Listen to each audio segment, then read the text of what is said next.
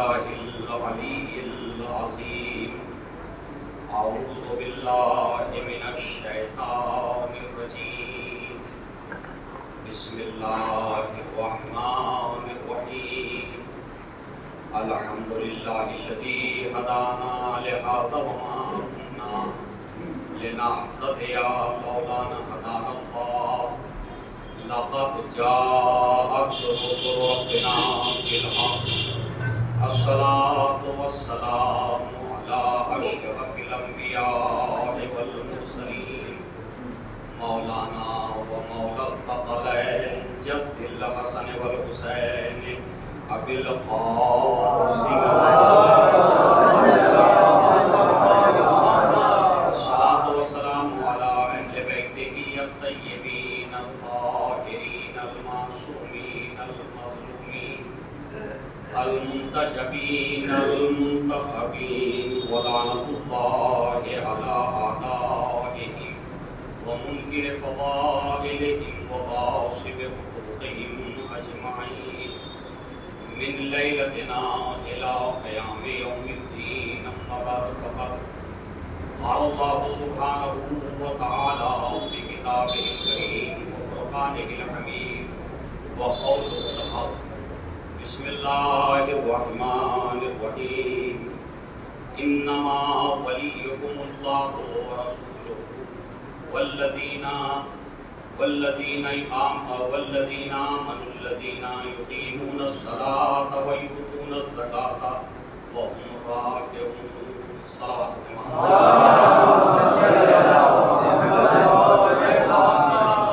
عزیزان گرامی، کیونکہ یہ ایک مرد مومن کے سال ثواب کی مجلس ہے اور یہ مجالس سال ثواب یہ ذکر محمد والے محمد کہ جو ہم مرحومین کے درجات میں اضافے کے لیے ان کی بخشش کے لیے اور ان کو وحشت قبر اور وحشت برزخ سے نجات کے لیے اور ان کی آخرت کے لیے ایک بہترین سرمایہ کے طور پر ان مجالس کا انعقاد کیا جاتا ہے۔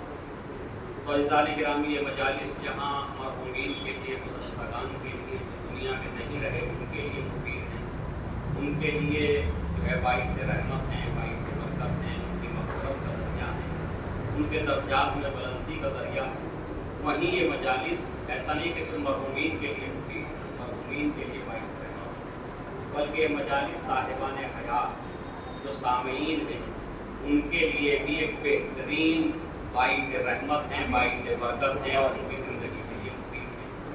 ایک بات سب مل کے ساتھ پڑھیں۔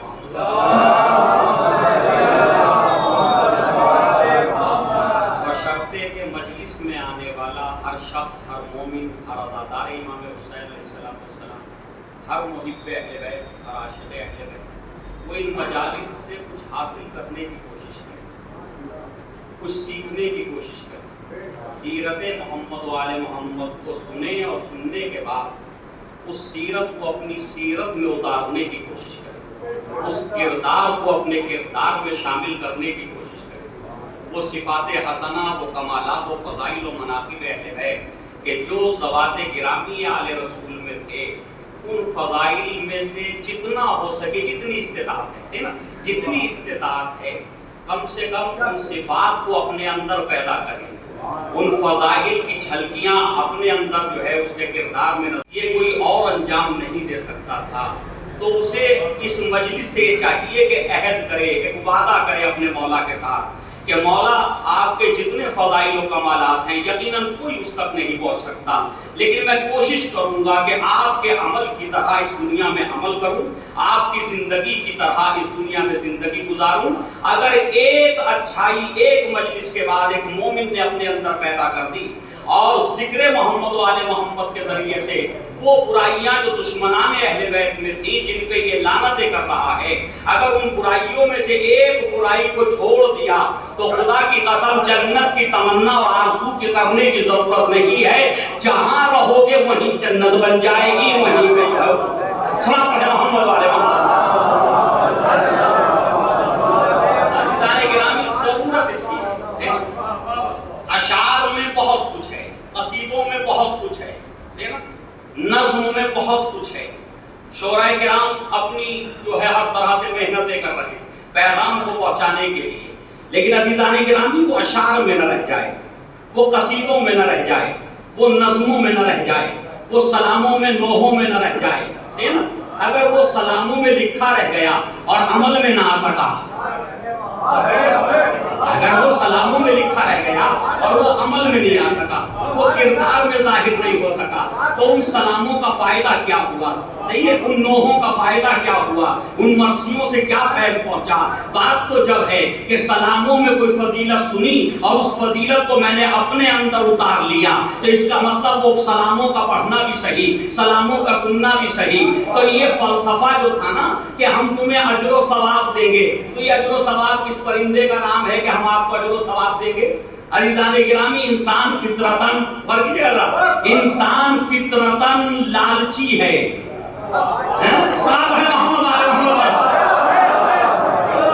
انسان فطرت انسانی کو خدا بند عالم نے کچھ ایسا بنایا, کچھ ایسا سنوارا ہے کہ یہ فائدے سے محبت کرتا ہے, نقصان سے نفرت کرتا ہے, یہ کمال سے محبت کرتا ہے, زوال سے نفرت کرتا ہے. ایسے ہی ہے نا, یہ فضائل سے محبت کرتا ہے, رذائل سے نفرت کرتا ہے, یہ اچھائیوں سے محبت کرتا ہے, برائیوں سے نفرت کرتا ہے. تو جب اس کی نفرت برائیوں کے ساتھ ہے, اس کی نفرت زوال کے ساتھ ہے, اس کی نفرت جو ہے وہ ہر بری چیز کے ساتھ ہے, تو پھر کیسے ممکن ہے کہ وہ نفرت صرف ذہن میں رہتی ہے, وہ نفرت صرف زبان میں آتی ہے, الفاظ میں آتی ہے, وہ نفرت کبھی برائیوں سے کردار میں نظر کیوں نہیں آتی, عمل میں نظر کیوں نہیں آتی؟ بس عزیزان گرامی, جس دن اچھائیوں سے محبت عملی ہو گئی اور جس دن برائیوں سے نفرت عملی ہو گئی, یاد رکھیے گا کہ اس روح زمین پہ اس قوم سے اچھی کوئی قوم نہیں ہوگی کہ جو تمام قوموں کے لیے آئیڈیل بن جائے گی. محمد والے محمد.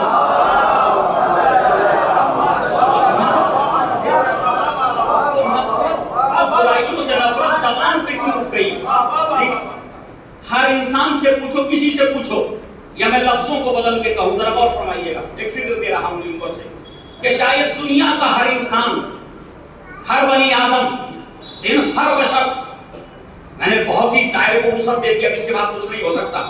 دنیا کا ہر انسان, ذرا غور سے سنیے گا, ذرا اپنے اقوال میں مسلمان ہے.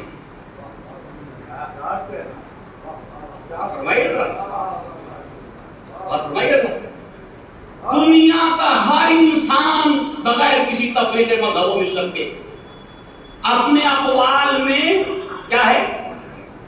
مسلمان. اپنے اقوال میں قرآن کا تابع ہے, اپنے اقوال میں سیرت رسول کا تابع ہے, سیرت اہل بیت کا تابع ہے. اقوال کی بات کر رہا ہوں جی, ایک بار سب مل کے صلوات پڑھیں محمد والے محمد. جو قرآن کہتا وہ دنیا کا ہر انسان کہتا, جو قرآن حکم دیتا وہ دنیا کا ہر انسان قولی طور پر, زبانی طور پر اسے تسلیم کرتا. میں آپ سے پوچھتا ہوں, کسی انسان سے پوچھو, مسلمان کی بات نہیں کر رہا, مومن کی بات نہیں کر رہا, شیعوں کی بات نہیں کر رہا, کسی انسان سے پوچھو کہ جی جھوٹ اچھی بات ہے یا بری؟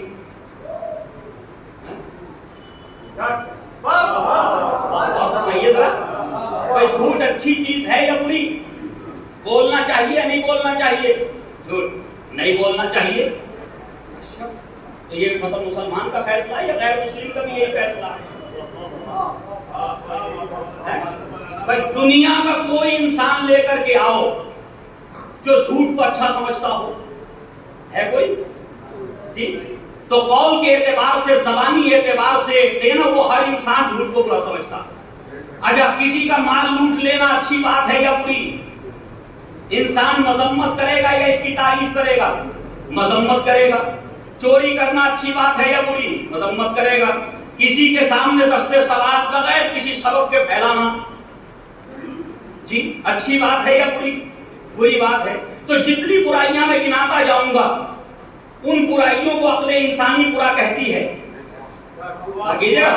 ان برائیوں کو عقل انسانی برا کہتی ہے, اور جتنی اچھائیاں گناؤں گا ان اچھائیوں کو عقل انسانی اچھا کہتی ہے. تو اس کا مطلب یہ نہیں کہ ہم نے اس لیے اچھائی کو اچھائی مانا کہ قرآن میں اللہ نے ذکر کر دیا. ہم نے اس لیے برائی کو برائی مانا کہ قرآن میں اللہ نے ذکر کر دیا. نہیں, یاد رکھیے گا, حسن اور قبح, عربی میں حسن کہتے ہیں اچھائی کو, قبح کہتے ہیں برائی کو. حسن و قبح شرعی نہیں ہے. ہمارے یہاں علم کلام کا ایک بہت بڑا مسئلہ ہے یہ کہ حسن و قبح شرعی ہیں یا عقلی ہیں. تو شرعی نہیں ہے. شرعی تو جب ہوتے کہ جب جھوٹ کو مسلمان برا کہتا باقی ساری دنیا کے لوگ اچھا سمجھتے. تو شرعی ہوتا. اس کا مطلب یہ ہے کہ حسن و قبح شرعی نہیں ہے, اسلامی نہیں ہے, اور فرمائیے گا قرآنی نہیں ہے, بلکہ یہ عقلی ہے. یہ فطرت انسان میں ہے. ہر عقلی برائی کو برائی کہتی ہے اور ہر عقلی اچھائی کو اچھائی کہتی ہے. تو عزیزان گرامی حسن و قبح جو ہیں وہ عقلی ہیں, شرعی نہیں ہیں. ہم نے اس لیے ان اچھائیوں کو اچھائی نہیں مانا کہ قرآن میں ذکر ہو گیا.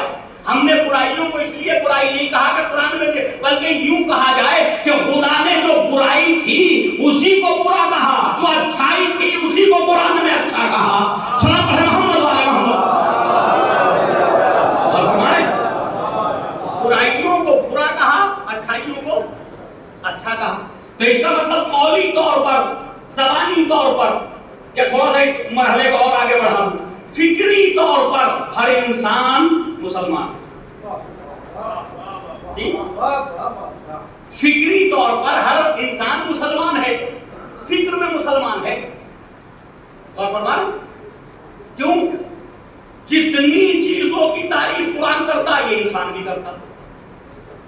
جتنی چیزوں کی برائی قرآن کر رہا ہے ہر انسان کر رہا. تو یہ فکر میں قرآن کا ماننے والا بھی ہے, یہ فکر میں اپنی زبانی قول میں اپنی زبانی اعتبار سے یہ نبی کا ماننے والا بھی, یہ آل رسول کا ماننے والا بھی, یہ اسلام کا ماننے والا بھی, یہ شریعت کا ماننے والا بھی. اور سوال یہ ہے کہ پھر مجھ میں اور ان میں فرق کیا ہے؟ پھر مسلمان میں کلمہ گو میں اور کلمہ نہ پڑھنے والے میں فرق کیا ہے؟ تو عزیزان گرامی یاد رکھیے, خداوند عالم نے اسی لیے فکر پہ اور زبان کے قول پہ جنت اور جہنم کا فیصلہ نہیں کیا.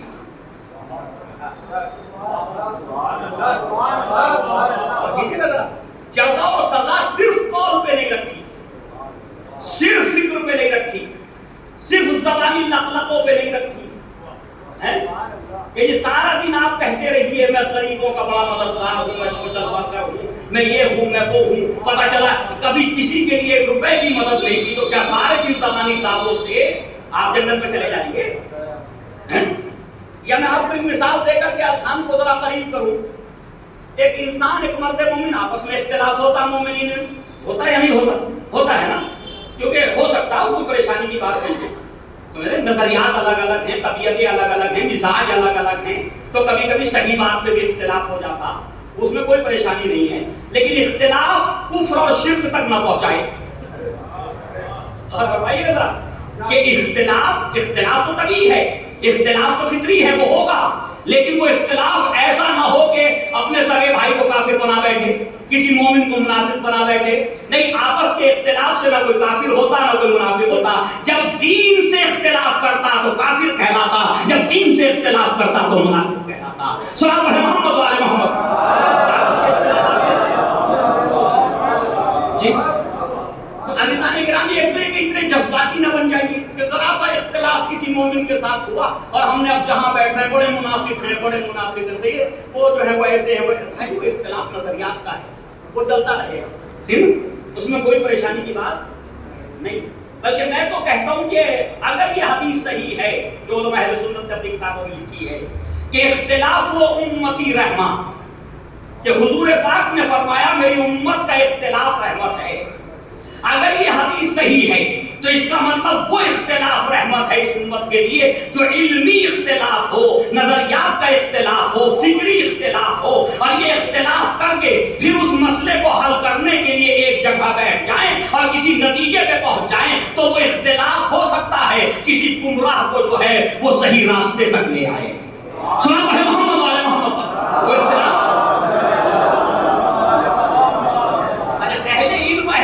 اختلافات کیسے ہوتے ہیں وہ آپ نے دیکھے نا, آپ نے دیکھے کبھی کوئی کسی کو دین سے نہیں نکالتا, پڑھے لکھے افراد کبھی دین سے نہیں نکالتے, بلکہ وہ اختلاف کرتے ہیں کہ تمہارے پاس دلیل کیا ہے. اگر ان کے پاس دلیل ہے تو اسے تسلیم کر لیا جائے, اور اگر ان کے پاس دلیل نہیں ہے تو آپ اپنی دلیل پیش کر دیجیے. تو یہ اختلاف امت کے لیے واقعی رحمت ہو سکتا ہے کہ اگر حضرت علی علیہ السلام کی خلافت کے مسائل امت میں چھیڑ دیے جائیں کہ خلیفہ بلا فصل ہیں یا نہیں ہیں, تو اختلاف کرنا چاہیے. آپ آئیے آ کے ہم سے اختلاف کیجیے, لیکن اختلاف کو علمی بنائیے, اختلاف کو فکری بنائیے, اختلاف کو جو ہے وہ انسانی بنائیے, ہے نا. اب جب اختلاف ہوگا تو آپ بھی دلیل دیجیے, جو آپ کے پاس دلیلیں ہیں ہم بھی دلیل دیتے ہیں کہ خلافت بلا فصل ہے یا نہیں ہے. اگر آپ کی دلیل صحیح ہے تو ہم تسلیم کر لیں, اور اگر آپ کی دلیل میں کوئی دم نہیں اور ہماری دلیل صحیح ہے تو آپ تسلیم کر لیں. صلاۃ علی محمد وعلی محمد.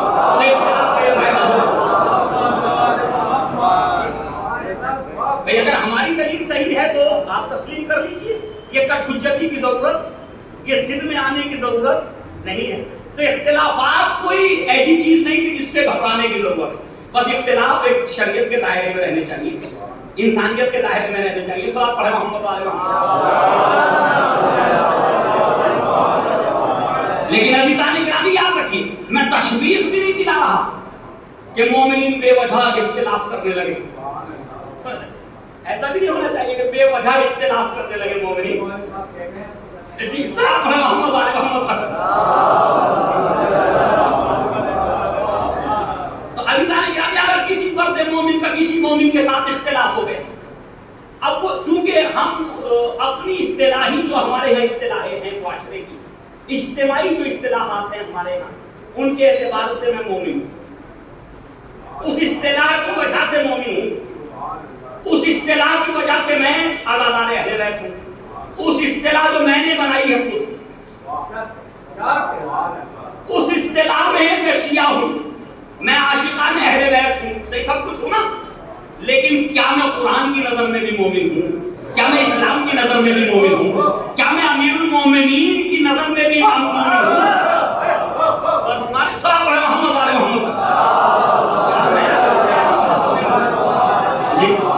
کیا میں اہل بیت علیہ السلام کی نظر میں بھی مومن ہوں؟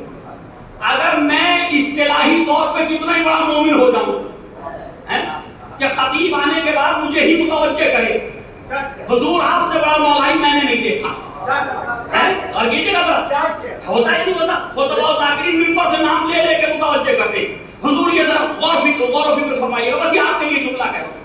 تو بھائی آپ ان کے لیے کہہ کیوں ہیں؟ یہ جملہ آپ سب کے لیے کہہ دیجئے. اس کا مطلب کہیں نہ کہیں فطرت کا تقاضا کہیں نہ کہیں آپ کا ظاہر ہو رہا ہے کہ فطرت مفاد طلب ہے. فطرت مفاد طلب ہے, لہذا اس کا اظہار منبر سے کر کے کچھ زیادہ ہی فائدہ حاصل کرنا چاہتے ہیں. سلام علیہ محمد علیہ محمد.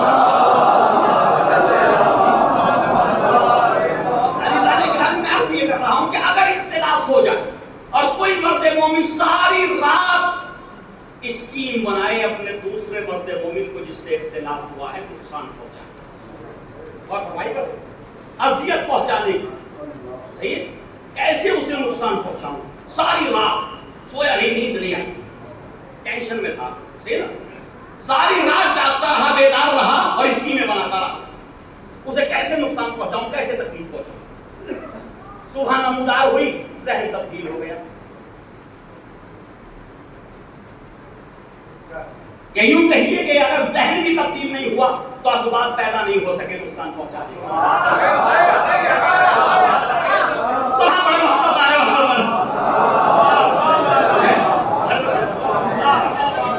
بھائی چلیے تسلیم کر لیتے ہیں کہ ذہن تبدیل نہیں ہوا لیکن اسباب مہیا نہیں ہو پائے کہ نقصان پہنچا پاتا. اب یہ نقصان نہیں پہنچاتا تو فکر تو ایک رات کی تھی, 12 گھنٹے کی تھی, عمل 1 منٹ میں نہیں ہوا. تو مجھے بتائیے 12 گھنٹے کی فکر پہ اسے جنت ملے گی یا جہنم؟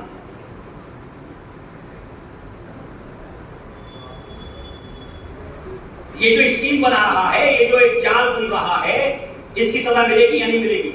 بھائی یہاں سے کوئی جواب تو دیجیے.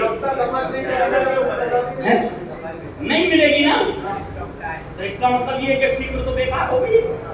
یہ پوری رات جاگتا رہا, میرا جاگنا بیکار ہو گیا نا, بیکار ہو گئی. اب ذرا غور سے سنیے گا, تو کچھ نہیں ملا نا, نہ کوئی جزا نہ کوئی سزا. تو اس کا مطلب اگر فکر پہ جزا و سزا ہوتی صرف اور صرف محض فکر پہ جزا و سزا اسلام نے رکھی ہوتی تو یہودی بھی اپنی فکر میں مسلمان تھا, عیسائی بھی اپنی فکر میں مسلمان تھا, ہندو بھی اپنی فکر میں مسلمان تھا. تو جب یہ سارے مسلمان تھے تو جہاں میں جاتا وہاں یہ جاتے. محمد علیہ محمد ایک بار اور سب مل کے سلام پڑھنا ہے.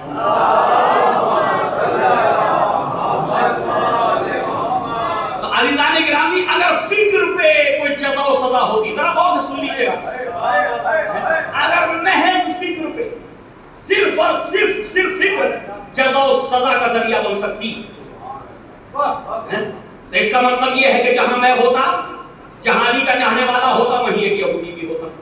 کیوں فکر میں تو میرے ساتھ ہے. برائی کو وہ بھی برائی کہتا, اچھائی کو وہ بھی اچھائی کہتا ہے, سوائے ان چند افراد کے جو شاید ہمارے گھروں میں بھی رہ کے اچھائی کو اچھائی نہ مانتے ہوں. سلام محمد علیہ محمد. عزیزان گرامی وہ بھی برائی کو برائی کہہ رہا, اچھائی کو اچھائی کہہ رہا, تو فکر میں میرے ساتھ ہے, اب اسے نتیجے میں میرے ساتھ ہونا چاہیے. لیکن قرآن نے کہا والعصر ان الانسان لفی خسر الا الذین آمنوا وعملوا الصالحات. قرآن نے آواز دی زمانے کی قسم ہر انسان نقصان میں, ہر انسان نقصان میں, پوری نوع بشریت کو نقصان میں رکھ دیا. اس کے بعد اب نقصان سے ان کو نکال رہا ہے کہ جن کے اندر یہ صلاحیت ہو, جن کے اندر یہ صفات پیدا ہو جائیں. تو نکالنے کے لیے کیا بتایا, کیا کہا الا الذین, سوائے ان لوگوں کے آمنوا جو ایمان لائے. نہ کرو میرے پاس رحمتوں کی وسعت ہو جائے گی کہ جو ایمان لائے تو وہ خسارے سے بچ گیا. میں کہہ دوں گا لا الہ الا اللہ محمد رسول اللہ, میں مان لوں گا قرآن تیری کتاب ہے, میں مان لوں گا کارخانے غیب کو, بات ختم ہو جائے گی. مجھے کچھ کرنا تھوڑی, ماننا ہی تو ہے. سلام محمد علیہ محمد. کرنا تو نہیں ہے اور اعمال صالحہ انجام دے, نیک اعمال انجام دے. اس کا مطلب یہ ہے کہ ایمان کے ساتھ نیک عمل نجات کے لیے ضروری ہے.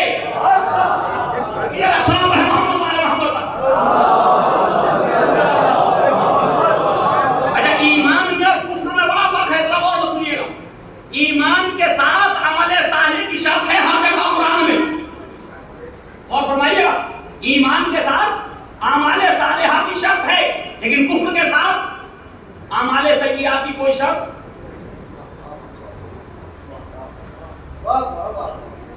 بھئی وہاں بھی شرط رکھی جاتی کہ کفر اختیار کرے اور برے اعمال انجام دے, لیکن وہاں صرف یہ کہا جو کافر ہے, جو مشرک ہے, بس شرک اور کفر ہی اس کا کافی ہے جہنم تک پہنچانے کے لیے. لیکن یہاں مومن کا ایمان خالی کافی نہیں ہے جنت تک پہنچانے کے لیے. اور فرمائیے السلام محمد علیہ محمد. خالی زبانی ایمان, یہ کلمہ پڑھ لینا, یہ زبان سے دعویٰ ایمانی کر لینا, یہ کافی. کی وصیت کرو. سوال یہ پیدا ہوتا سارے دن مسجد میں رہتا, سارے دن روزے سے رہتا, لیکن جب کہیں لڑائی ہوتی تو بولتے ہی نہیں میرا کیا لینا دینا. کہیں مومنین میں اختلاف ہوتا تو یہ بیچارہ یہ تو کہنا نماز پڑھوں گا, مجھے کیا لینا دینا. قرآن کہہ رہا وتواصوا بالحق, حق کی وصیت کرو, تو کرو گے کہاں, کہاں حق کی وصیت کرو گے. وہاں نہ کہ جہاں حق کو باطل کا جھگڑا ہو وہیں تو حق کی وصیت کرو گے. ماشاءاللہ سے اس قوم کے اندر اتنی ماتمی انجمنیں ہیں, خوشا نصیب ماتمی انجمنوں کا, سہ نصیب ماتمی انجمنوں کا بڑی خدمت انجام دے رہی ہے. نوحہ خانی ہے, مفیا خانی ہے, عزاداری ہے, جلوس ہے, یہ سب کچھ ہے, بہت کچھ ہے ماشاءاللہ ماتمی انجمنوں کی خدمات. کتنا اچھا ہوتا کہ محرم کے 2 مہینے 8 دن کے بعد یہ ماتمی انجمنیں اصلاحی انجمنوں میں تبدیل ہو جاتی. یہ ماتمی انجمنیں اصلاحی انجمنوں میں تبدیل ہو جاتی. اب یہ کہتی کہ 2 مہینے 8 دن بھی ہم امر بالمعروف کریں گے اور نہیں انل منکر کریں گے اور پورے سال کرتے رہیں گے. تو مجھے انصاف سے بتاؤ، اگر ایک کمیٹی کسی مظلوم کا حق دلانا چاہے، انجمن دلانا چاہے، تو دلا سکتی ہے یا نہیں دلا سکتی؟ اور کیجیے گا دلا سکتی ہے نہیں. لیکن میں اگر اکیلا چاہوں شخصی طور پہ کہ کسی مرد مومن کا حق غصب کر لیا گیا، دوسرے مومن ہی نے غصب کیا، خدا کا شکر ہے قاسم یہاں کوئی منافق نہیں ہے.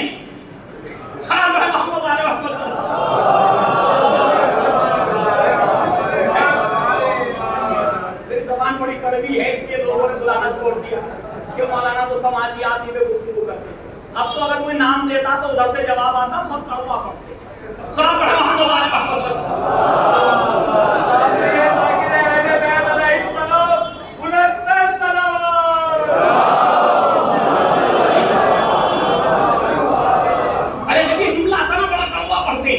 احساس ہوتا کہ اس کا مطلب صحیح راستے پہ چل رہے ہیں، اس کا مطلب کہ صحیح راستے پہ چل رہے ہیں. کیوں؟ مولا نے فرمایا الحق مرون، حق کڑوا ہوتا. اب یہ معصوم کہہ رہا حق کڑوا ہوتا، بس سمجھ لو جسے کوئی بات کھل جائے، جسے کوئی بات کڑوی لگنے لگے، سمجھ لو مزاج میں ابھی نہ علی داخل ہوئے نہ محبت علی داخل ہوئے.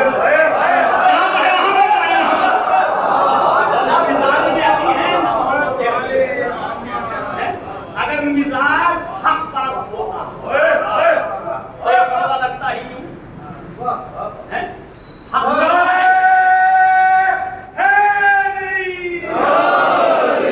عزیزان گرامی، جب کڑوا ہے تو لا محالہ اس کو اتارنے کے لیے نا تھوڑا پانی کی ضرورت تو پڑے گی نا. میٹھا سیرپ بچے کو بخار میں پلاؤ نہ پی لے گا، اور کہے گا تھوڑا سا اور دے دو. لیکن کڑوا سیرپ پلاؤ گے تو کیا ہوگا؟ فوراً پانی دو. یہی ہے نا. تو شاید خطبہ و ذاکرین نے بھی وہی کیا کہ پانی پانی دیتے رہے، دوا دی نا.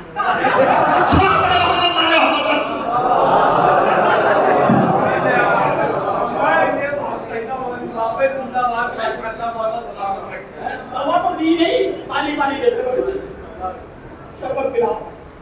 اور اگر یہ جان گیا ہے تو اسے لوریاں دے دو، اسے لوریاں سنا دو تاکہ دوبارہ سو جائے، کیونکہ ان کے جاگنے میں میرے جیسوں کا نقصان ہے. ان کی نیند سے مجھے فائدہ.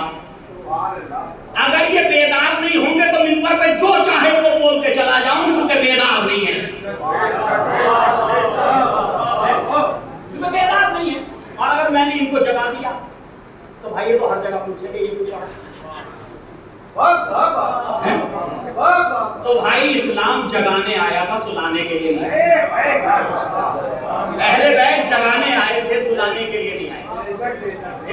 عزیزان گرامی، آل محمد کی قربانیاں بیدار کرنے کے لیے ہیں، قوموں کو سلانے کے لیے نہیں. ابھی میرے بھائی ہمارے دانش بھائی بہت اچھے اشعار پڑھے، اور فخری بھائی ہمارے باقی استاد الشعراء ہیں، اللہ ان کو پورے اٹھاتا توفیق عطا. ابھی کہا نا فخری بھائی نے ایک شعر کے اندر کہ یہ اداکاری، یہ فرش ادا ہماری قوت ہے، میری کمزوری نہیں ہے. یہی ہے نا، یہ میری کمزوری نہیں ہے، یہ قوت ہے، یہ میری طاقت ہے. تو اگر یہی عقیدہ عمل میں اتارا،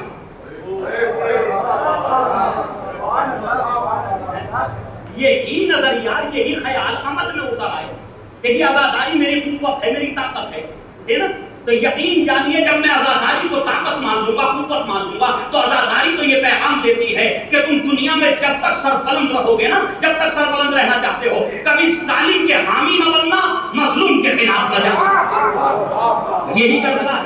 سلام پڑھے محمد وعلى محمد.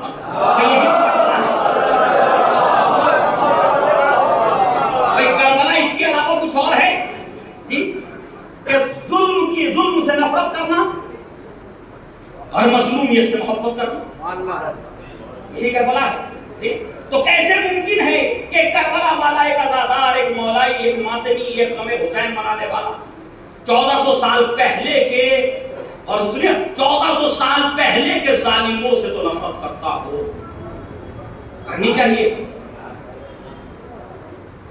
1400 سال پہلے کے ظالموں سے نفرت کرتا، 1400 سال پہلے کے غاصبوں سے نفرت کرتا، 1400 سال پہلے کے جھوٹوں سے نفرت کرتا، 1400 سال پہلے کے جو ہے وہ غداروں سے، مکاروں سے، منافقوں سے نفرت کرتا ہے، 1400 سال پرانے والوں سے نفرت کرتا ہے، لیکن اپنے ہی محلے میں کسی ظالم کے خلاف اف تک بولنے کے لیے تیار نہیں ہے۔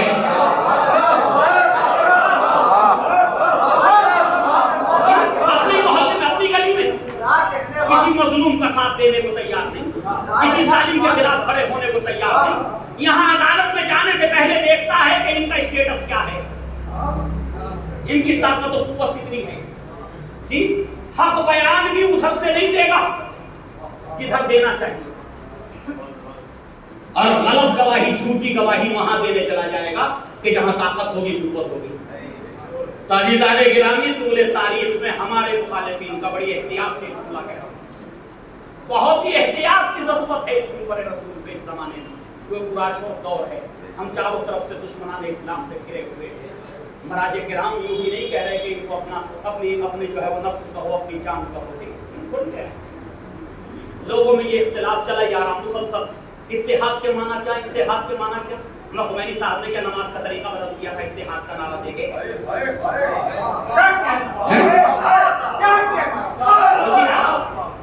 خمینی صاحب نے اتحاد کا نعرہ تو انہوں نے دیا نا 1400 سال کے بعد۔ پہلے ائمہ اتحاد کا نعرہ دیتے تھے، اس کے بعد اسی نعرے ائمہ علیہ السلام کو، اسی شعار کو زندہ کیا امام خمینی رضوان اللہ علیہ نے۔ انہوں نے کہا کہ مسلمانوں کو متحد ہو جانا چاہیے، تو جیسی نعرہ لگائے تو دوسرے دن سے نماز ہاتھ باندھ کے پڑھنے لگے۔ روزے کا افطار اس وقت کرنے لگے جس کو وہ کرتے تھے، جن سے اتحاد چاہتے تھے۔ کیا مشہد میں امام رضا کے روزے پہ جانا چھوڑ دیا کہ وہ بھی تب سمجھتے ہیں؟ کوئی حکم اسلام بدل دیا، عقائد تشیع کو بدل دیا؟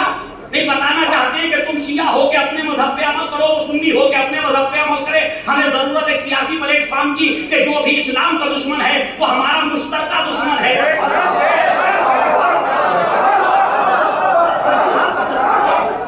وہ ہمارا مشترکہ دشمن ہے۔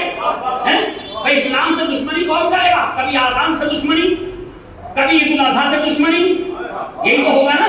کبھی قرآن سے دشمنی، تو قرآن صرف شیعوں کا ہے، قرآن صرف اہل سنت کا ہے یا ہر مسلمان کا ہے؟ تو ہر مسلمان کا ہے تو سارے مسلمانوں کا دشمن بھی تو ایک ہی ہے۔ اب کسی سیاسی پارٹی کے لیے ہمارے ہی درمیان رہنے والے کچھ لوگوں کو اگر موقع مل جاتا شامل ہونے کا تو وہ عجیب عجیب دلیلیں دیتے ہیں ہم جیسے کو کانے کرنے کے لیے۔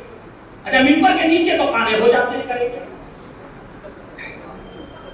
مجبوریاں ہیں۔ ممبر کے نیچے نا مہمان خانے میں جب ہوتے ہیں تو کانے ہو جاتے ہیں۔ ہاں صحیح کہہ رہے ہیں، لیکن ممبر پہ اجازت نہیں دیتی، نفس اجازت نہیں دیتا کہ یہاں بھی خاموش ہوا جائے۔ کیوں؟ یہ اس کا ممبر ہے، یہ اس کا ممبر ہے جس سے ساری دنیا کے بہادر شجاعتوں کی بھیک مانگتے ہیں، حوصلوں کی بھیک مانگتے ہیں، جس کا نام ہی فتح و ظفر کے لیے تلوار پہ لکھ دینا کامیابی کی علامت سمجھا جاتا ہے۔ صلی اللہ محمد والے محمد۔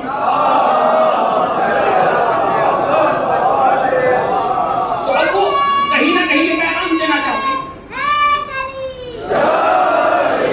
مولانا یہ لوگ ہمارے خلاف نہیں ہیں، تشیع کے خلاف نہیں ہیں، یہ مذہب اہل بیت کے خلاف نہیں ہے، یہ ہماری قوم کے خلاف نہیں ہے۔ میں نے پوچھا اذان کے خلاف ہے یا نہیں ہے؟ یہ اذان کے خلاف ہے یا نہیں ہے؟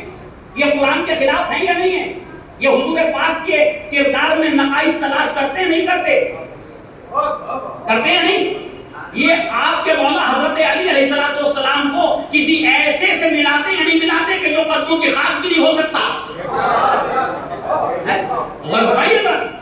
مقابلے میں لاتے یا نہیں لاتے؟ تو عزیزان گرامی یہ مت دیکھیے کہ ہمارا دشمن کون ہے اور ہمارا دوست کون ہے۔ ہماری کوئی حیثیت نہیں ہے، ہماری کوئی وقت نہیں ہے۔ کوئی میرا دشمن ہو کے بھی میرا دشمن ہو بھی تو کوئی فرق نہیں پڑتا، لیکن یاد رکھیے کہ اگر کوئی اسلام کا دشمن ہے، دین کا دشمن ہے، اہل رسول کا دشمن ہے تو تسلیم کر لیجئے کہ اگر اہل بیت کا دشمن ہے، اسلام کا دشمن ہے تو لا محالہ میرا دشمن ہے۔ اور اگر پھر بھی میں یہ کہہ رہا ہوں ہمارے دشمن دشمن نہیں ہیں تو اس کا مطلب یہ ہے کہ کہیں نہ کہیں تم نے دوستی اور دشمنی کو ذاتی بنا دیا ہے. اور کہتے ہیں ذاتی آپ نے دشمنی اور نفرت کو دشمنی اور محبت کو ذاتی بنا دیا. لیکن اسلام کہتا مولا کائنات فرماتے ہیں حب فی اللہ. کیا فرمایا مولا نے؟ حب فی اللہ و بغض فی اللہ. کہ مومن کی محبت بھی اللہ کے لیے ہونی چاہیے اور مومن کا بغض بھی اللہ کے لیے ہونا چاہیے. تو آپ اللہ کے لیے نفرت کیجیے اور اللہ کے لیے محبت کیجیے. تمہارے شخصی مفادات کو اسلام نہیں دیکھتا جب تک اسلام سے نہ ٹکرائے. صلی اللہ محمد والے محمد. تو عزیزان گرامی اب وہ جو اتحاد کا نعرہ ابھی گفتگو ہو رہی تھی جب ہم کمرے میں تھے تو یاد رکھیے کہ اتحاد کا نعرہ اس معنی میں تھا کہ ہم اپنے دین اپنے عقائد پہ باقی رہتے ہوئے دشمنان اسلام کے مقابلے میں ایک سیاسی پلیٹ فارم پہ آ جائیں. کیونکہ ہمارا دشمن ایک ہی ہے. جو اسلام کا دشمن ہے وہ اسلام کے ہر فرقے کا دشمن ہے یا نہیں ہے؟ جو بھی کلمہ لا الہ الا اللہ کہتا اس کا دشمن ہے. جب اس کا دشمن ہے تو ہونا کیا چاہیے کہ ہم سارے کلمہ گو ایک پلیٹ فارم پہ آ کر کے اس کے مقابل میں کھڑے ہو جائیں. ورنہ مجھے انصاف سے بتاؤ کہ فلسطین میں کتنے شیعہ ہیں, کتنے مومنین ہیں, کتنے عزادار ہیں, کتنے عاشقان اہل بیت ہیں, کتنے ہیں جی؟ شاید اب آ کر کے میں سمجھتا ہوں 0 پوائنٹ کچھ میں آ کر کے شیعہ ہو گئے اور 10 سال کے بعد شاید اللہ کرے سارا فلسطین ہی شیعہ ہو. اور کیجیے گا ذرا ارے ایک اور ہمیشہ گفتگو اتنا پیسہ ایران نے اتنی دولت اربوں خربوں ڈالر کا اسلحہ جو ہے وہ فلسطین کو دے دیا جبکہ ان کے ملک ان کی مدد نہیں کر رہے. پتا فلسطین میں کون تھے؟ جلدی جلدی باتیں کر فلسطین میں تھے کون؟ تاریخ پتا فلسطین کی آپ کو؟ فلسطین میں نواصب و خوارج تھے. کون؟ جو حضرت علی علیہ السلام سے بغض رکھنا اپنا دینی فریضہ سمجھتے ہیں. نواصب و خوارج کون ہے؟ جو عداوت کو اپنا دینی فریضہ سمجھتے ہیں. عداوت ان کے دین کا ایک جو ہے وہ اہم رکن ہے. اہل بیت کی عداوت حضرت علی کی بالخصوص. اور فرمان جو سب کو شک کرتے ہیں حضرت علی علیہ السلام پر, یہ وہ لوگ تھے. لیکن اتنا پیسہ میں کہوں کہ خربوں ڈالر خرچ کر دیا ایران نے, لیکن اگر ان میں سے ایک آدمی بھی اس صف سے نکل کے محبت اہل بیت کی طرف آ گیا تو وہ خربوں ڈالر جو ہے اس محبت کے سامنے کوئی حیثیت نہیں رکھتا.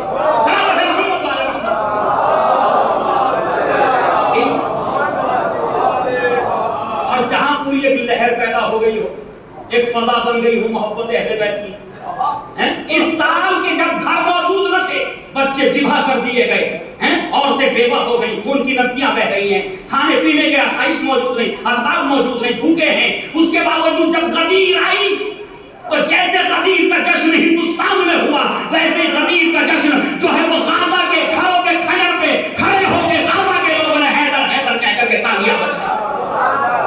محمد والے محمد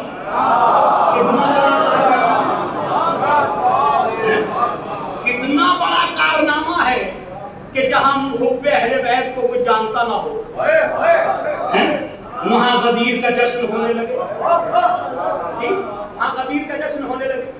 اب اس جشن کرانے کے لیے کتنی قربانیاں کیوں نہ دے دی, اس فکر کو بدلنے کے لیے کتنی ہی شہادتیں ہم نے کیوں نہ دی ہو. اچھا فکریں کبھی دولتوں سے خالی چینج نہیں ہوتی جب تک آپ اپنا کردار پیش نہ کریں, جب تک قربانیاں نہ دیں, شہادتیں نہ دیں.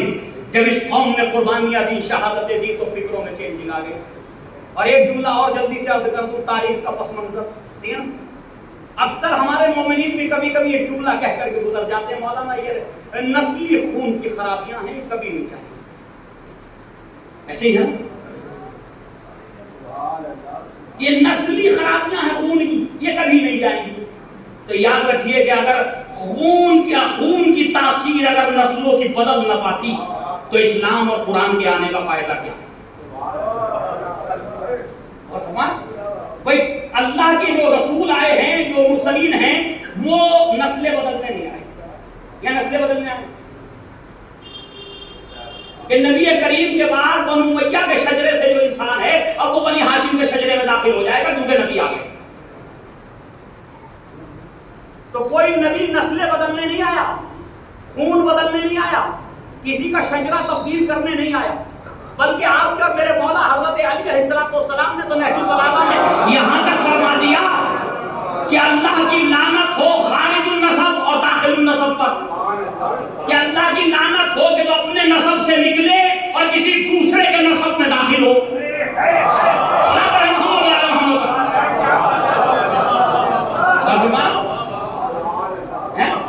اس کا مطلب یہ کہ اسلام چاہتا اپنے نسب میں رہو، اپنی نسل میں رہو، اسی شجرے کے ساتھ رہو، اسی خون کی تاثیر کے ساتھ رہو، ہے نا؟ یہی تو ہے نا؟ تو اگر نسلوں میں خون کی تاثیر بدل نہیں سکتی تو قرآن کے آنے کا فائدہ کیا، رسولوں کے بھیجے جانے کا فائدہ کیا، آل محمد کے بھیجنے کا فائدہ کیا، یہ اتنی زحمتیں اٹھانے کی ضرورت کیوں پڑی؟ یاد رکھیے خون کی تاثیر بھی بدل سکتی ہے، بس شرط یہ ہے کہ قرینے سے تراشا جائے۔ ایک پتھر کی بھی تقدیر بدل سکتی ہے، شرط یہ ہے کہ قرینے سے تراشا جائے۔ وہی جو پیروں میں پتھر آتا ہے جب قرینے سے جوہری تلاش کر کے اسے آپ کے سامنے پیش کرتا تو تاج میں لگ کر کے جو ہے وہ سر کی زینت بن جاتا، ٹھیک، بادشاہوں کی زینت قرار پاتا ہے۔ تو عزیزان گرامی پتھر تو پتھر ہے، پر تراشنے والا چاہیے۔ شاید اسی لیے میرے مولا نے نسل میں کسی اور کے تھا، نسل میں کسی اور کے تھا، نطفہ کسی اور کے خون کا تھا، شجرہ کسی اور کا تھا، لیکن میرے مولا نے ایسے تربیت کیا کہ جنگ جمل میں علی کی طرف سے بہن کے مقابلے میں آ گیا۔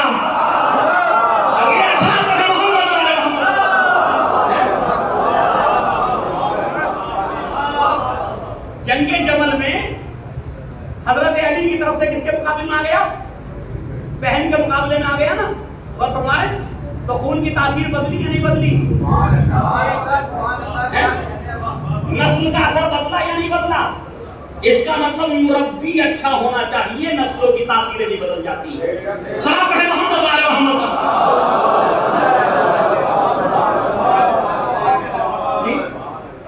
تو یہ مت کہا کیجیے یہ نسل ہی ایسی ہے، تربیت تو کیجیے، اس خون کا اثر بھی بدل جائے گا، تاثیر بھی ختم ہو جائے گی، اور پھر معصوم کہے گا اسی شجرے سے آنے والے کے لیے ان محمد ابنی ولو کان من صلب فلان، محمد میرا بیٹا اگرچہ فلاں کے صلب سے ہے، میرا بیٹا ہے نا۔ نوح کا بیٹا ہو کے جب اہل نہ ہوا،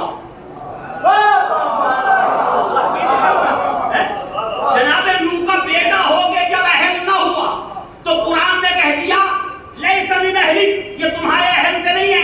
بیٹے ہونے سے انکار نہیں کیا قرآن نے، یہ نہیں کہا تمہارا بیٹا نہیں ہے، اور فرمائیے یہ نہیں کہا قرآن نے تمہارا بیٹا نہیں ہے، قرآن نے کہا لیس من اہلک، تمہارے اہل سے نہیں ہے۔ اس کا مطلب ماننا پڑے گا کہ اگر نوح کا بیٹا ہو کے نبی کا بیٹا ہو کر کے اس کے اندر صلاحیت نہ ہو، اہل نہ ہو، تو اس کا مطلب وہ نبی کا بیٹا تو ہے لیکن قرآن اسے نبی کا بیٹا نہیں کہتا۔ اور جس کے اندر صلاحیت پیدا ہو جائے وہ کسی منافق کا، کسی غاصب کا، کسی ظالم کا بیٹا ہی کیوں نہ ہو، جب صلاحیت پیدا ہو جاتی ہے تو معصوم کہتا یہ میرا بیٹا ہے، چاہے اس کی نسل محمد والے محمد۔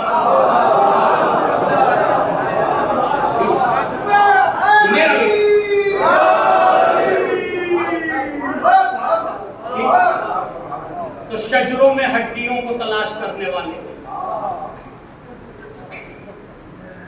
50 کلو کی ہڈیاں تلاش کرو، اچھا ہوگا کہ تربیت اچھی کر لو۔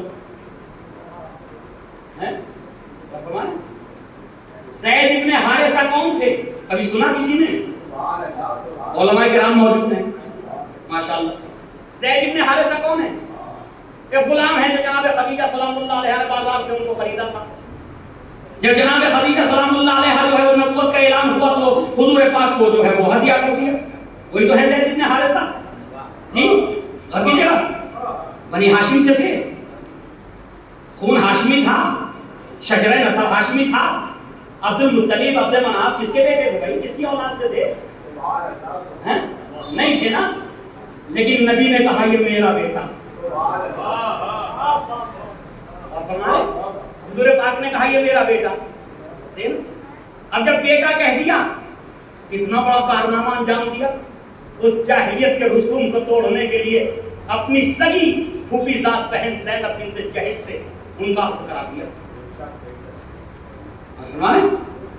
اپنی سگی پھوپھی تو ہاشمی تھی نا, پھوپھی ہے نا, وہ تو ہاشمی تھی, ان سے آپ نے کرا دیا. زید بن حارثہ سے شادی ہو گئی. کیوں؟ قرآن نے کہا تھا کہ وہ رسم توڑی جا سکے کہ غلام آزاد سے شادی نہیں کر سکتا. 30 سال کی ہو گئی, ان کی دادی فلاں تھی, ان کی پردادی فلاں تھی. وہاں تو باپ ہی فلاں تھا اور وہ خود بھی فلاں تھا. بھئی یہ کڑوی باتیں کھل جاتی لوگوں کو. صلاۃ پڑھیں محمد والے محمد.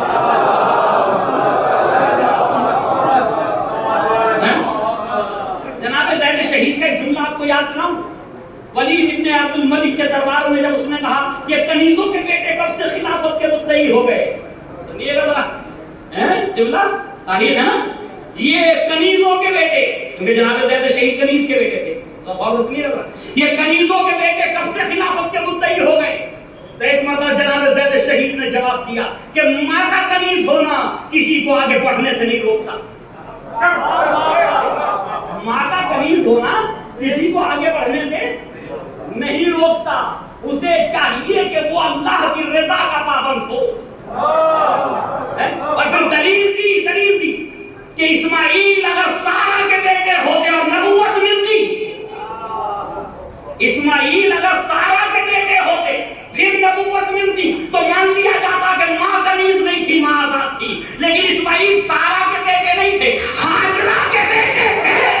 تو جب ہاجرہ کا بیٹا کنیز کا بیٹا ہو کے نبی بن سکتا ہے, ذبیح اللہ ہو سکتا ہے, تو پھر خلیفۃ اللہ نہیں ہو سکتا. صلاۃ پڑھیں محمد والے محمد.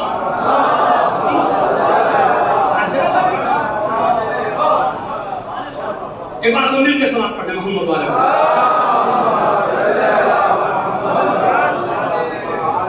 عزیزان گرامی, اس گفتگو سے کوئی غلط محسوس نہ کریں. صحیح, میں کسی کو تشریح نہیں دلا رہا ہوں, میں یہ کہہ رہا ہوں ہمسر تلاش کرو, کفو تلاش کرو بیٹیوں کے لیے. کفو تو ہم تلاش کرتے ہیں, ہمسر تو ہم تلاش کرتے ہیں. ہمسر کے معنی اور کفو کے معنی ہم نے سمجھے ہیں جو بینک بیلنس میں ہمارے پاس, جو دولت دنیا میں ہمارے پاس. اسلام کفو کے معنی پہ پیش کر رہا تھا جو دینداری میں تمہاری بیٹی کے برابر ہو. اسلام میں دینداری میں تمہاری بیٹی کے برابر ہو, وہ تلاش کرو. اور بیٹے کے لیے ایسی بیٹی تلاش کرو. لیکن نہ کوئی بیٹی ویسی تلاش, اچھا کرے بھی کہاں سے؟ جب بیٹی دیندار نہیں ہے تو بیٹا کیوں دیندار تلاش کرے, اور جب بیٹا دیندار نہیں تو بیٹی کیوں دیندار تلاش کرے؟ پہلے تو ان دونوں میں کسی ایک کا دیندار ہونا شرط ہے, تبھی تو کفو تلاش کیا جائے. صلاۃ پڑھیں محمد والے محمد. جی عزیزان گرامی, سوچئے, غور کیجیے, کیا ہمارے پاس وہ اسلام ہے, میں پوری امت کی بات کر رہا ہوں, جو حضور پاک لائے تھے؟ کیا وہ اسلام ہے جو قرآن میں آج بھی موجود ہے؟ کیا وہ اسلام موجود ہے؟ جی ہے ہمارے پاس. میں آپ سے پوچھتا ہوں, بڑے شور ہوں گے, ختنہ کی رسم جس طرح سے ہم انجام دے رہے ہیں کیا اسلام میں حکم ہے؟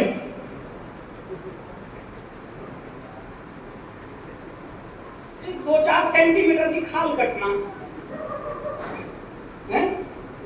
اس طرح سے کھال کے کاٹنے کے لیے پورا خاندان, اگر کوئی دہرادون میں وہاں سے آئے, کوئی دلی میں وہاں سے آئے, کوئی بریلی میں وہاں سے آئے, نہ آیا تو ہمیشہ کے لیے ہم ناراض ہو جائیں.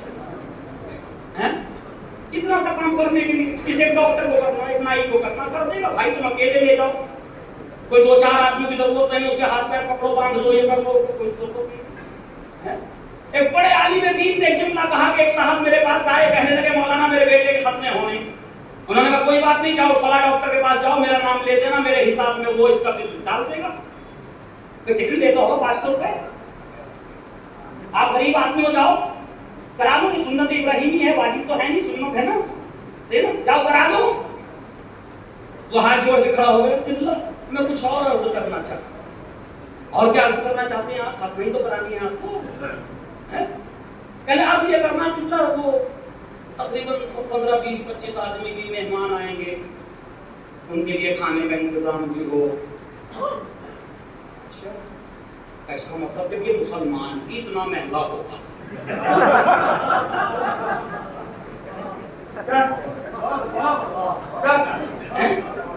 इसे मुसलमान बनाने के लिए इतना खर्चा, तो इसे रखने के लिए कितना करना पड़ेगा?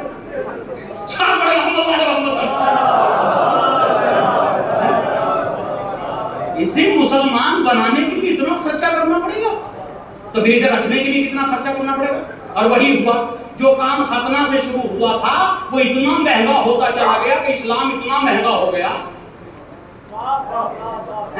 इतना महंगा दीन शायद दुनिया में कोई ना हो जितना इस्लाम हो गया। इस माना में रस्म रिवाज के एतबार से खतना 20,000 में 25,000 में हो गई थी, अब जब ये बड़ा हुआ तो शादी तो 15-20 लाख में ही होगी, 15-20 लाख में होगी। अच्छा, मजलिस का फर्श बिछा के सब फकरी भाई को बुला लेंगे, दानिश भाई को बुलाएंगे, मेरे जैसे किसी खतीब तालिब इल्म को बुला लेंगे, मौलाना एक मजलिस पढ़ जिक्र मौला करना, सहरा आती हैं, फर्श अदा पे अहले बैत आते हैं, अंबिया आते हैं, फरिश्ते आते हैं। अच्छा, इतने फज़ाइल आपको फर्श अदा की याद नहीं है, सब आते हैं, यकीन है? हम मौलाना कैसी बातें कर रहे हैं, सब आते हैं, तो शादी में भी बुला लो।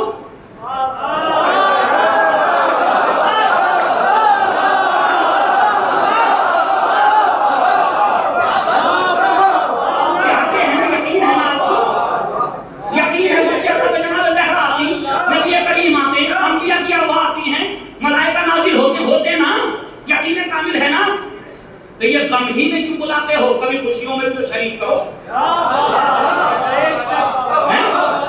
भाई गमों में कभी इनविटेशन नहीं दिया जाता, इनवाइट नहीं किया जाता, दावत दी जाती गम में, जिसे पता चलता खुद आ जाता। अगर जिसके बेटे का गम हो क्या उसे बताने की जरूरत है? अरे वो सहरा खुद आ जाएंगे, नबी खुद आ जाएंगे। जब तुम अपनी खुशी करो तब इनविटेशन दो। सबको कार्ड भेज दिए, फातिमा ज़हरा को भी भेजा, इमाम आसिफ को भी भेजा, अहले बैत को भी कार्ड भेजा। अरे भेजता क्यों नहीं? डरता है। डरता इसलिए है कि जहां मैं शादी करूंगा वहां का माहौल ही ऐसा नहीं कि वो आ सके।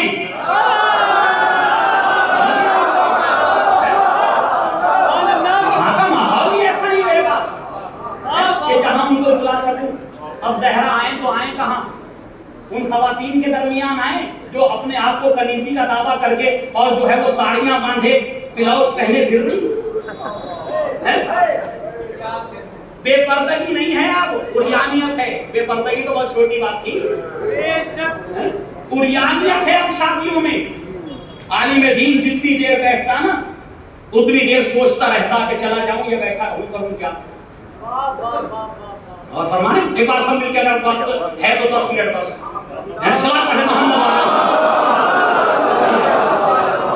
आलिम दीन को सबसे पहले बुला लिया जाता। बारात चली गई होटल से, मौलाना आप भी आए? आ रहे जी, आ रहे। 4 घंटे बैठा, और अगर 10 मिनट लेट हो जाए बारात के पहुंचने से तो इतनी कॉल आती है ऐसा लगता है कि जैसे किसी कोई हॉस्पिटल में इमरजेंसी में लाते हुए डॉक्टर ने पहले पेमेंट करने को रोक दिया क्या? ऐसे ही होता ना, मौलाना आप कहाँ रह गए, मौलाना आप कहाँ रह गए, मौलाना आप कहाँ रह गए।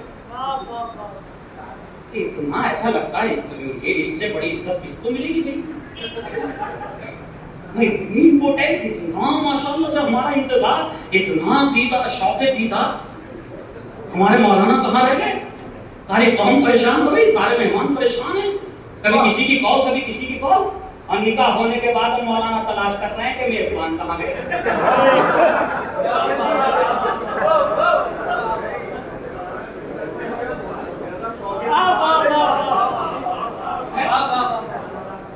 मौलाना तलाश कर रहे हैं, मेजबान कौन था?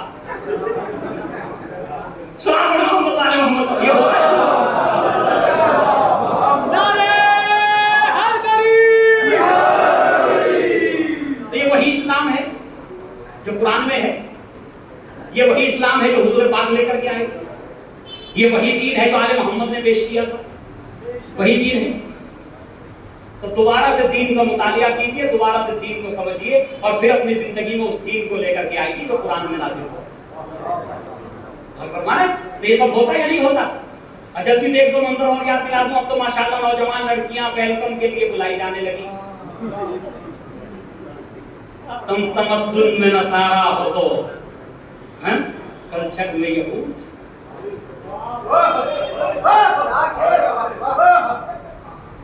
تمدن میں نصارا ہو تو کلچر میں یہود. یہ مسلمان ہیں جنہیں دیکھ کے شرمائیں یہود. یہ مصری الگ الگ ہیں.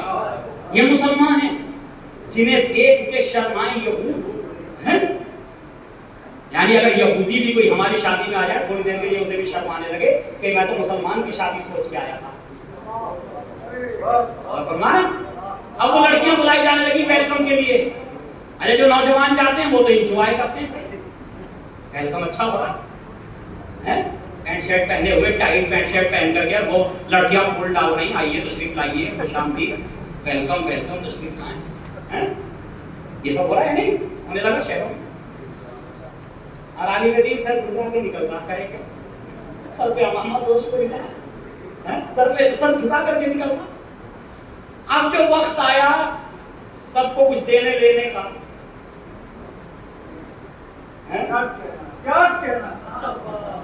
سب ڈیکوریشن والے بخشش 5000 دے دو.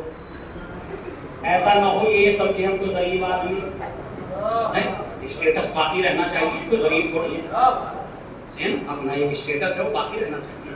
ان کو سمجھ میں آئے کسی امیر کے یہاں گئے تھے, یہ جو ویلکم کر رہی بے پردہ لڑکیاں ان کو 5000 بخشش دے, کوئی پریشانی تھوڑی, سب کو دیا جس کا جو تھا. اب آخر میں آئے تھکے تھکائے لٹے لٹائے,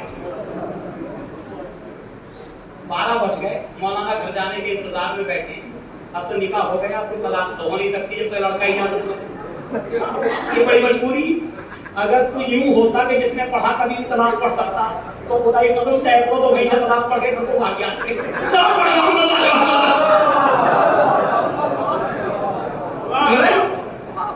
اب 12 بج گئے, جانا حدود پہ جانا, دیر ہو رہی. ہاں آ رہے ہیں, بس آنے کہیں جا رہے. اب انہیں بلائے جا رہے, آنے کو تیار تھوڑی. عالم دین اتنا شرمندہ ہوتا شادی میں جانے کے بعد کہ کاش نہ آیا ہوتا, میں نے یہ وعدہ ہی نہ لیا ہوتا نکاح خانے کے. عزیزان گرامی اب آئے, ہم بڑے غریب آدمی سے بلائے. ایسا لگنے لگا جیسے انہیں یقین ہو گیا کہ یہ جو ویلکم کرنے کے لیے لڑکیاں بلائی تھی بالکل صحیح حالات جگہ جائز جگہ خرچ کریں گی. یہ ڈیکوریشن والا اپنے پیسے کو بالکل صحیح جگہ خرچ کرے گا. یہ چیز جس کو ہم کہہ رہے ہیں یہ صحیح. یہ عالم دین کہیں ایسا نہ ہو یہ جوئے خانے میں چلا جائے, کہیں ایسا نہ ہو پیسے زیادہ ہو کر کے کہیں ہاتھ میں اٹھانے چاہیے. اس بیچارے کو اتنا ہی دو کہ یہ گھر جا کے کل کا خرچہ چلا سکے.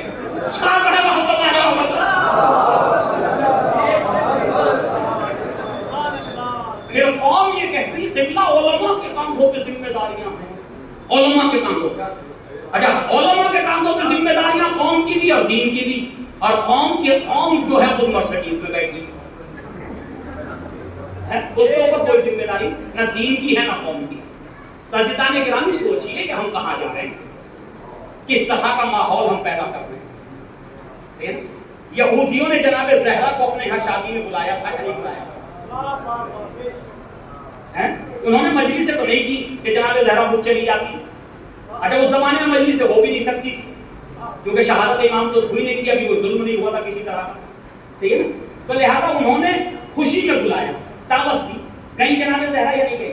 ایک سوال ہے بھئی, اگر واقعہ ہے تو گئی نا. وہ دلہن کا بے ہوش ہو جانا, مر جانا, پھر زندہ ہونا, آپ کا نماز ادا کرنا, وہ پورا واقعہ ہے یا نہیں ہے؟ تو اس کا یہودی نے بلایا نا, تو کہ یہودی نہیں جانتا تھا کہ نبی کریم شراب کو حرام قرار دے چکے ہیں؟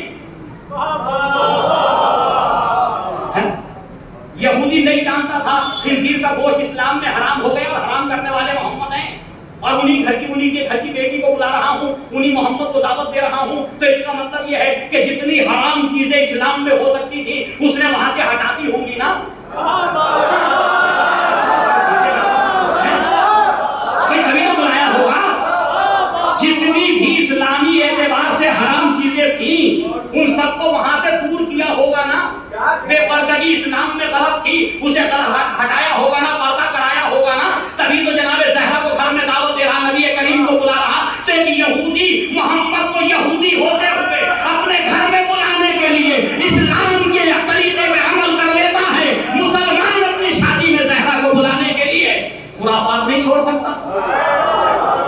بے دینی کو نہیں چھوڑ سکتا. صلی اللہ علیہ وسلم. یہ نکاح اگر امام باہرگاہ میں ہو جائے, مسجد میں ہو جائے, 50,000 نہ دیجیے آپ, 10,000 مسجد کو دے دیجیے.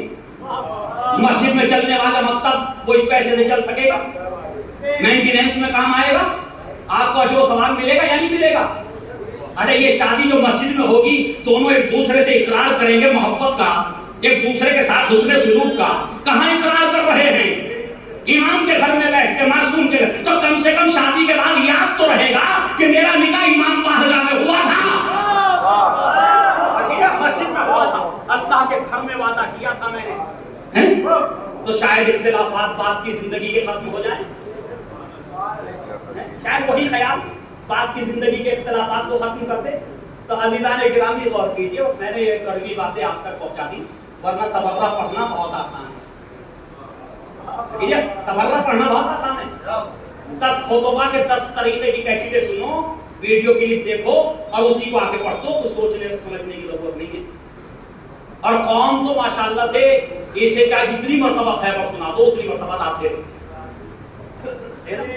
چاہے جتنی مرتبہ سنا دو, اور اسے زیادہ داد دیتی جو ایسے سنائے جیسے ہوا نہ ہو.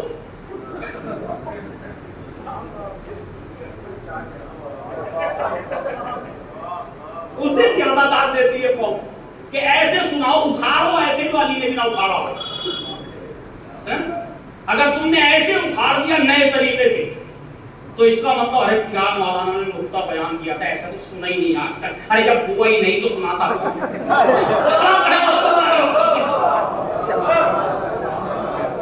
جب ایسے ہوا ہی نہیں تو سناتا. اپنے دینی مسائل کی طرف پلٹ جائے.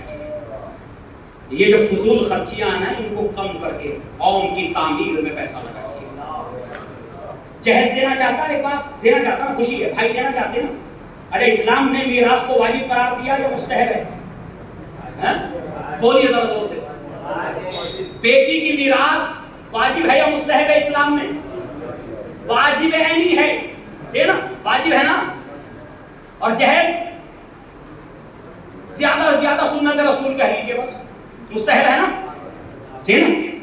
تو میراث واجب ہے, جہیز مستحب ہے. میراث کتنوں نے دے دی اور جہیز سے کتنے رک گئے؟ جہیز بغیر کہے تیار کیا جاتا, میراث کہنے پہ بھی نہیں دی جاتی. میراث کہنے پہ بھی نہیں دی جاتی. بس ایک فارمولہ بیان کر رہا ہوں, بیماری تو سب بیان کریں گے, اب اس کا حل بھی تو ہو. علاج کیا مولانا؟ علاج یہ ہے کہ اپنی بیٹی کے سامنے بیٹھیے, اپنی پوری پراپرٹی کا حساب لگائیے. حساب لگانے کے بعد اپنی بیٹی سے کہیے, بیٹی آپ کا میراث میں اتنا حق ہوتا, اللہ کے حکم کو مد نظر رکھتے ہوئے میں آپ کی میراث میں اتنا پیسہ آپ کو دیتا ہوں. اب اگر آپ اجازت دیں تو اسی پیسے سے آپ کا جہیز خرید کے آپ کو دے دوں. اسی پیسے سے آپ کا جہیز خرید کے بیٹی آپ کو دے دوں, اگر وہ رسم دنیا نبھانا چاہتی ہو. صحیح ہے, اگر وہ اجازت دے دے تو ایک سنت بھی ادا ہو گئی اور ایک واجب بھی ادا ہو گیا. ایک سنت بھی ادا ہو گئی اور واجب بھی ادا ہو گیا. اور جہاں واجب اور سنت کی ادائیگی ہوگی وہیں آل محمد کی شرکت ہوگی.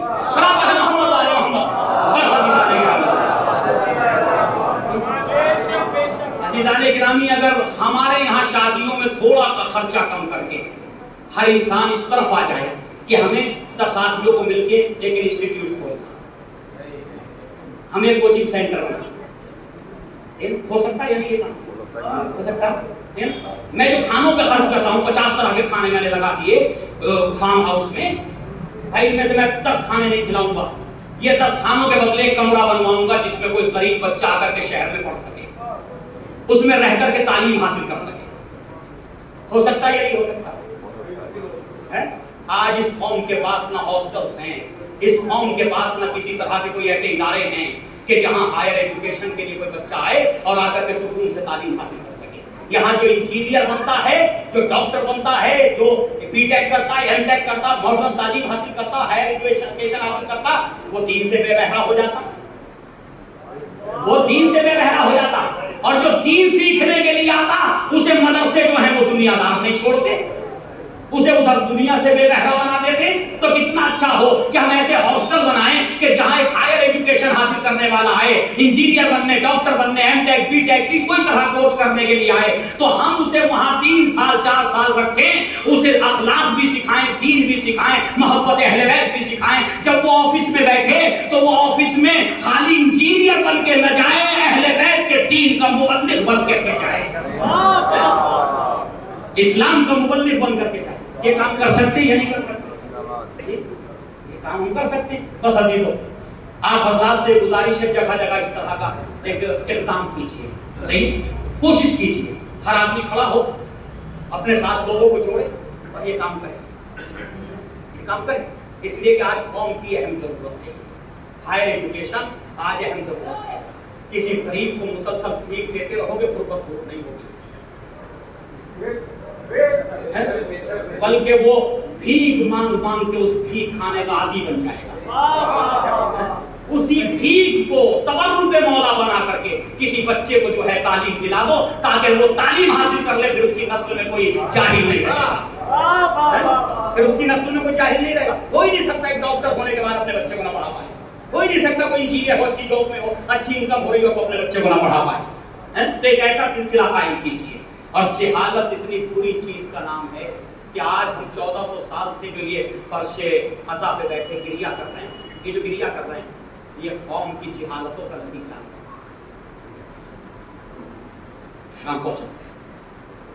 یہ قوم کی جہالتوں کا نتیجہ ہے، امت مسلمہ کی جہالتوں کا نتیجہ ہے.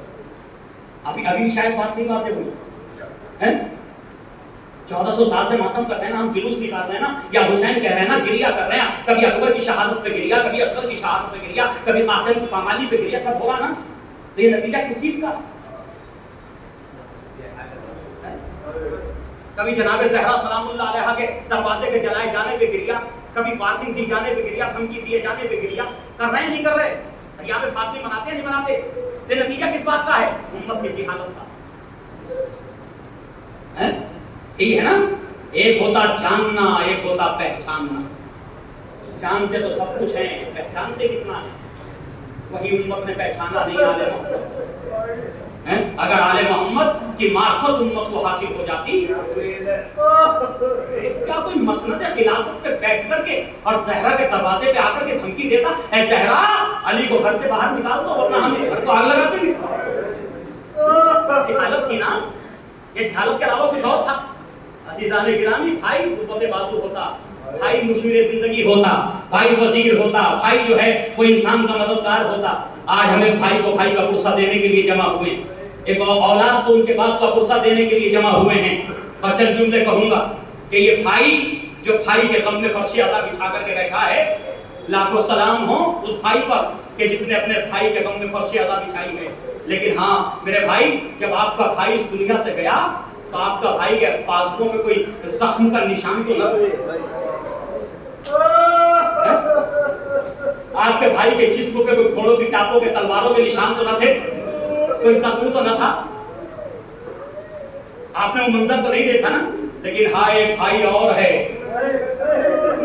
ایک بھائی اور ہے جو برابر کے بھائی کو زمین کربلا پہ پڑا ہوا ایڑیاں رگڑتے دیکھ رہا اور اس عالم میں دیکھ رہا ہے کہ دونوں بازو قلم ہو چکے ہیں، دونوں بازو پٹا ہو چکے ہیں. اور جب بھائی کی خدمت میں آتا نا، آپ نے تو بھائی سے آخری وقت پہ اگر رہے ہوں گے تو یقیناً جو ہے باتیں بھی کی ہوں گی، ان کی خواہشات بھی پوچھی ہوں گی. لیکن ہائے میرا مولا، جب بھائی کے لاشے پہ، بھائی کے جنازے پہ آئے نا تو ایک وقت مجھے نہیں پتا کہ کس عالم میں ہوں گے میرے مولا. یقیناً تڑپ رہے ہوں گے، ہائے میرا ثانیہ حیدر کرار بھائی، ہائے میرا وفادار بھائی، ہائے میں اپنے بھائی کو اس عالم میں دیکھ رہا ہوں. روایت کے جملے یہ کہ ایک مرتبہ آنے کے بعد جناب عباس کے سر اقدس کو اٹھایا، اپنے سانوں پہ رکھا، اور جیسے ہی جناب عباس نے محسوس کیا کہ کسی نے میرے سر کو اٹھا، ایک مرتبہ فرماتے اے شخص ابھی میرے سر و تن میں جدائی نہ کرنا. ارے میرے آقا کو آواز دی ہے، میرے آقا آئے. ایک مرتبہ میرے مولا تڑپ گئے، بھیا ارے کوئی دشمن نہیں، تمہارا آقا موجود ہے، تمہارا آقا موجود ہے. یہ کیوں ہوا کہ جناب عباس نے کہا؟ عزیز روایت کے جملے یہ کہ ایک آنکھ میں تیر لگ چکا تھا اور دوسری آنکھ میں سر کا خون جمع ہو نہ اسحاق سے نظر آ رہا تھا، نہ اسحاق سے نظر آ رہا تھا. میں ایک مرتبہ جناب عباس کے قریب بیٹھ گئے. بھیا کیا کوئی خواہش ہے؟ بھیا کیا کوئی تمنا ہے؟ اور ایک بھائی کیا تمنا پیش کرے، ایک بھائی کیا خواہش پیش کرے. ہاں جو عام طور پہ خواہشات ہوتی ہیں نا کہ میرا جنازہ اٹھا لینا، وہ خواہش تو میرے مولا نے اس لیے پیش نہیں کی کہ اب حسین میرا بھائی جنازہ اٹھائے گا تو اٹھائے گا کیسے. میں ایک بار کہا بھیا خواہش یہ ہے، آقا خواہش یہ ہے میرے جنازے کو خیموں میں نہ لے جانا،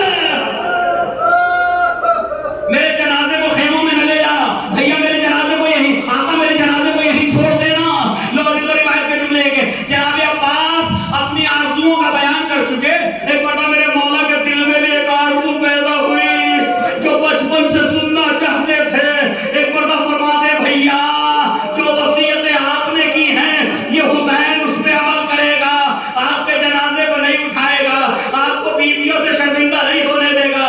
لیکن بھیا ارے ایک آرزو اس حسین کے دل میں بھی باقی رہ گئی، آپ کے آقا کے دل میں باقی رہ گئی. بھیا وہ آرزو کیا ہے؟ کہا کہ اے عباس جب سے تم دنیا میں آئے ہمیشہ آقا کہہ کے پکارا، کبھی بھائی کہہ کے نہیں پکارا. اے بھیا حسین کے دل میں تمنا ہے عباس کی زبان سے ایک بار اب مجھے بھائی کہہ کر کے ایک مرتبہ عباس نے کہا بھائی میں یہ کہنا تھا، روح قفس سے انسری سے پرواز کر گئی. ارے میرے مولا نے سر و سینہ پیٹ لیا، ہائے میرا بھیا. ایک مرتبہ فریاد کرنے لگے اے عباس ابھی تک جو آنکھیں تمہارے خوف سے جاگا کرتی تھی اب وہ سویا کرے گی، اور جو سویا کرتی تھی وہ جاگا کرے گی. اے عباس اب یقین ہو گیا زینب کے سر سے چادر چھنے گی، بیوی اسیر بنائی جائے، کوفہ و شام کے بازاروں درباروں میں لے جائی جائیں گی. اے عباس حسین اکیلے انا للہ